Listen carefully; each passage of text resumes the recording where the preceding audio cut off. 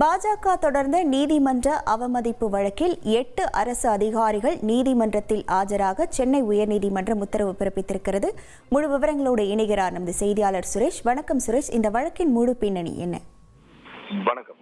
கடலூர் மாவட்டம் கூத்தப்பாக்கம் கிராமத்தில் இருக்கக்கூடிய தேவநாத சுவாமி கோவிலுக்கு சொந்தமான 3 ஏக்கர் நிலத்தில் ஒரு தனியார் பள்ளி அமைந்திருக்கிறது. இந்த தனியார் பள்ளியை அதாவது மாற்று நம்பிக்கையை கொண்ட அந்த மதத்தை சேர்ந்தவர்கள் நடத்தி வரக்கூடிய அந்த பள்ளியை அப்புறப்படுத்த வேண்டும் என்ற கோரிக்கையுடன் பாரதிய ஜனதா கட்சியினுடைய ஆன்மீக மற்றும் கோவில் மேம்பாட்டு பிரிவினுடைய மாநில செயலாளர் வினோத் ராகவேந்திரா சென்னை உயர்நீதிமன்றத்தில் ஒரு பொதுநல வழக்கு தாக்கல் செய்திருந்தார்.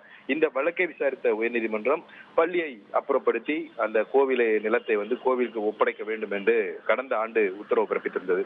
இந்த உத்தரவை அமல்படுத்தவில்லை என்று கூறி தமிழக வருவாய்த்துறை செயலாளர் அமுதா, பள்ளிக்கல்வித்துறை செயலாளர், இந்து சமய அறநிலையத்துறை செயலாளர், இந்து சமய அறநிலையத்துறை ஆணையர் உள்ளிட்ட 5 IAS அதிகாரிகள் உள்ளிட்ட 8 அதிகாரிகளுக்கு எதிராக இந்த நீதிமன்ற அவமதிப்பு வழக்கு தாக்கல் செய்யப்பட்டிருந்தது.